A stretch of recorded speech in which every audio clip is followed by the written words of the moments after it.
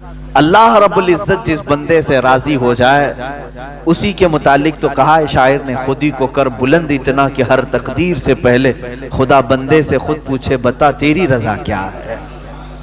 یہ وہ لوگ ہیں جن کے متعلق اللہ رب العزت اپنے خزانہ رحمت کو کھول دیتا ہے۔ قرآن میں ہے لہم ما یشاؤون فیہا، یہ وہ بندے ہیں جو چاہ لیں اللہ ان کے لیے رکھا ہے، جو وہ چاہ لیں اللہ ان کے لیے رکھا ہے۔ وَلَدَيْنَا مزید، اور اللہ فرماتا ہمارے پاس اس سے بھی زیادہ ہے جتنا وہ چاہتے ہیں۔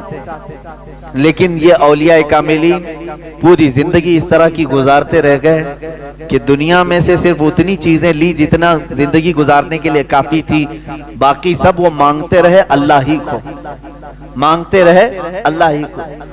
ایک بہت ہی مقدس جماعت قیامت کے دن جنت میں جانے والوں کی تین کیٹیگریز ہوں گی۔ جنت میں جانے والوں کی تین جماعتیں بخشے جا چکے ہیں، حساب کتاب ہو چکا ہے، جنت کا فرمان آ چکا ہے۔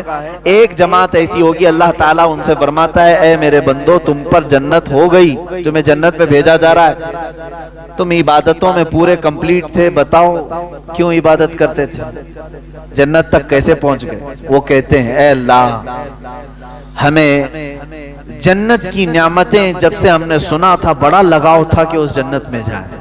یہ بھی مومن کی شان ہے، جنت میں جانے کی خواہش رکھنا چاہیے۔ جنت تیری بڑی حسین و جمیل ہے، ہم نے قرآن میں پڑھا، حدیث میں پڑھا، اس لیے اس میں داخل ہونے کے لیے خوب جستجو کرتے تھے، کوئی نماز نہ چھوٹنے پائے، ہر گناہ سے بچتے رہے۔ اللہ تعالیٰ فرماتا ہے ٹھیک ہے تم نے اچھا کیا اور تمہارے لیے جنت ہو گئی، جس کی طلب میں پوری زندگی محنت کرتے تھے وہ چیز تمہیں مل گئی۔ ایک جماعت گئی جنت میں، دوسری جماعت ہے ان سے پوچھا رب تعالیٰ نے تم کیوں عبادت کرتے تھے؟ وہ کہتے مولا تیری دوزخ سے ڈر بہت لگتا تھا، ہم نے جب قرآن میں پڑھا یا حدیث سے سنا کہ دوزخ کے عذابات اتنے سخت ترین ہیں کہ اس کو بندہ نہیں سنبھال سکتا، تو ہمیں ڈر بہت لگتا تھا، اس ڈر کی وجہ سے ہم عبادتوں کی پابندی کرتے تھے اور کوئی گناہ ہونے نہیں دیتے تھے، نیکیاں کرتے رہے۔ اللہ تعالیٰ فرماتا ہے جاؤ میرے بندو، جہنم کے خوف سے تو تم عبادت گزار تو رہے، تمہارے لیے بھی جنت ہے۔ تیسری ایک جماعت تھی مخلصین کی جماعت، ان سے رب تعالیٰ فرماتا ہے تم کیوں عبادت کرتے تھے؟ تمہارے لیے بھی جنت کا پروانہ آج سنا دیا گیا ہے، تم کیوں عبادت کرتے تھے؟ وہ کہتے ہیں اے مولا ہمیں نہ جنت کی خواہش تھی اور نہ ہمیں دوزخ کے متعلق کوئی فکر تھی، ہم تو صرف اس لیے عبادت کرتے تھے کہ تو ہم سے راضی ہو جا، ہم تجھ کو چاہتے تھے، تیرا فرمان تھا اور ہم اس پر عمل کرتے تھے، بس ہم جنت کی طلب میں یا دوزخ کے خوف سے نہیں، اے اللہ ہم خالص تیرے لیے کرتے تھے۔ رب تعالیٰ فرماتا ہے کہ اے بندو میں تم سے راضی ہو گیا، جاؤ جنت میں، لیکن وہ جنت میں نہیں جا رہے ہوں گے۔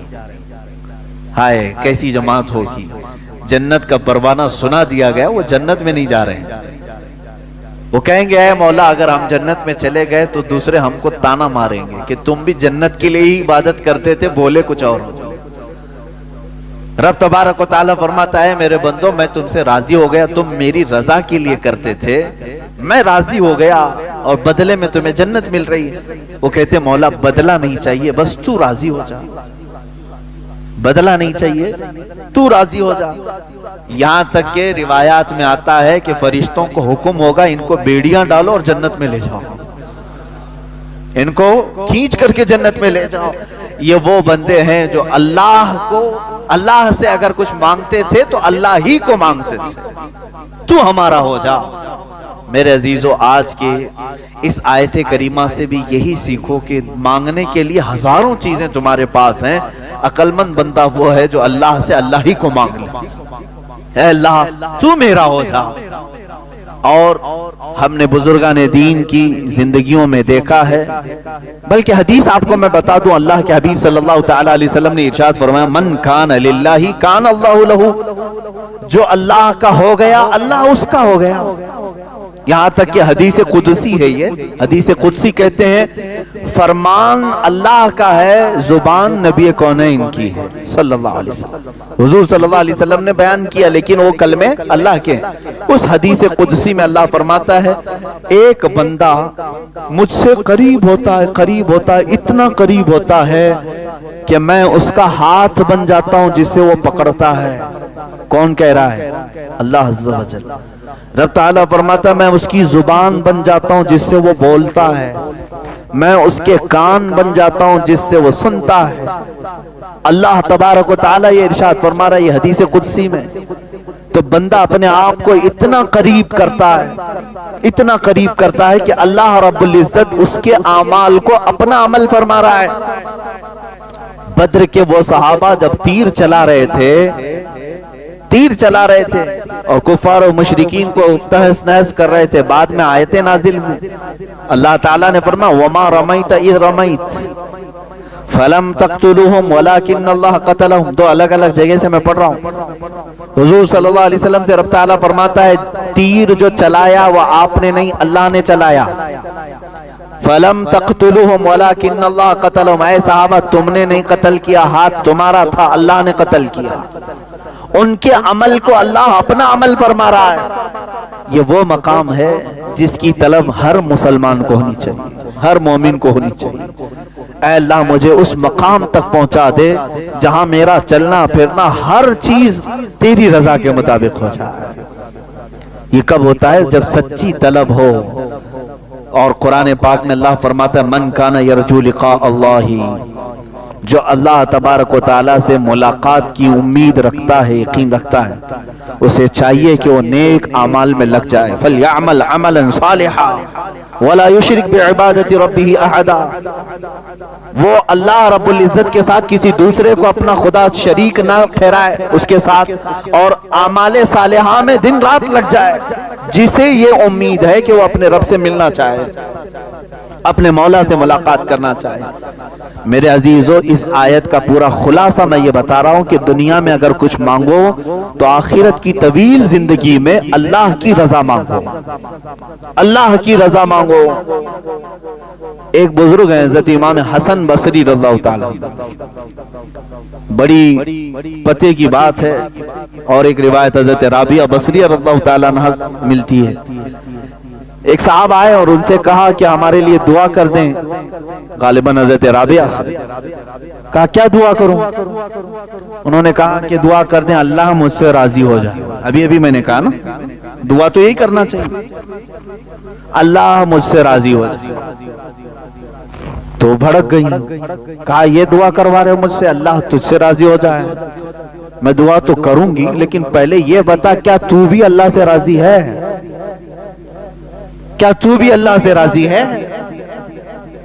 تو وہ ڈر گئے. انہوں نے کہا کہ ماں بھلا بندہ بھی کوئی اللہ سے ناراض ہوتا ہے؟ کون ہے وہ, کس کی مجال ہے, کس کی جرت ہے کہ وہ اللہ سے ناراض ہے؟ انہوں نے کہا لاکھوں بندے ہیں. کہا کیسے؟ کہا یہ ناراضگی کی علامت نہیں ہے کہ جب وہ موسم گرمی کا دیتا ہے تو کہتے ہائے کیسی گرمی ہے, برداشت سے باہر ہو گئی, جبکہ وہ مولا کہہ رہا ہے میں کسی کو اس کی طاقت سے زیادہ کوئی چیز ڈالتا نہیں. اگر تم اس کی یہ تمام قدرت سے راضی ہوتے تو اس کے موسموں کی شکایت نہیں کرتے. ایک بزرگ چلتے پھرتے راستے میں انہوں نے صرف اتنا کہہ دیا تھا, بارش آ رہی تھی, ارے یہ کیسے بے موسم کی بارش آئی؟ کبھی ہوتا ہے گرمیوں کے دنوں میں بارش آئی. غیب سے انہیں ندا آئی کہ اے بندے کیا اب تو فیصلہ کرے گا کہ بارش کب ہونا چاہیے اور کب نہیں ہونا چاہیے؟ وہ اتنا روئے کہ تقریباً 40 سال تک انہوں نے اپنا چہرہ آسمان کی طرف نہیں کیا.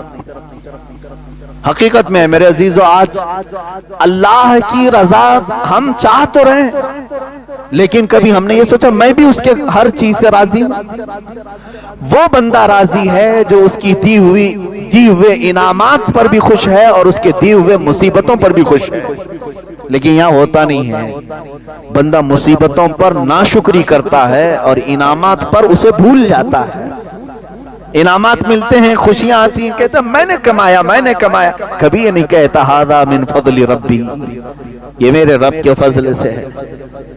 عزیزان گرامی اللہ کی رضا مانگو لیکن خود کو پہلے اللہ سے راضی کرو. یعنی اپنے آپ کے دل کو بھی راضی کرو کہ جو کچھ بھی دنیا میں ہوگا وہ میرے مولا کی مرضی سے ہوگا۔ خاص طور پر عورتوں میں یہ ناراضگی اللہ تبارک و تعالیٰ کے متعلق بہت ملتی ہے۔ تم ناراض ہوگے اللہ تعالیٰ سے تو اس کا کچھ نہیں بگاڑ سکو گے، تمہاری دنیا بھی تباہ ہے اور آخرت بھی تباہ ہے۔ تم بندے ہو، اللہ سے ناراض ہونا یہی نہیں کہ اس کو صرف گالیاں دینا، بلکہ بہت ساری چیزوں کو برداشت نہ کرنا یہ بھی اللہ سے ناراضگی کی علامت ہے جو تمہارے ساتھ۔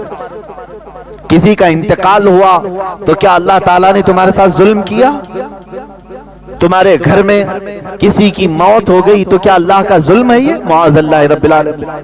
لیکن کچھ لوگوں کی زبانوں سے یہ جملے نکل جاتے ہیں، کم سے کم اس گھر پر تو رحم کرنا چاہیے تھا، اس گھر پر تو رحم کرنا چاہیے۔ ایک بات یاد رکھیں، وہ قادر مطلق ہے، اس کے ہر فیصلے میں کوئی نہ کوئی حکمت ضرور ہے۔ وہ کس کی موت کب لکھا ہے جبھی ہوتی ہے۔ یہاں تک کہ فرشتوں میں سے بھی مقرب فرشتوں کو بھی یہ اختیار نہیں ہے کہ اس کے دیے ہوئے وقت سے ایک آن پہلے یا بعد کو ٹال سکیں یا پہل کر سکیں۔ وہ اللہ رب العزت کی حکمتوں میں سے بندے مومن کو یہ چاہیے کہ ہر کام پر اس سے راضی رہے، اس کے بعد اس کی رضا کا سوال کرے۔ بات صحیح ہے؟ پہلے خود راضی ہو اللہ کے ہر حکمت سے اور اس کے بعد سوال کرے اے اللہ تو بھی مجھ سے راضی ہو جا، تب بات دونوں برابر کہلائے گی۔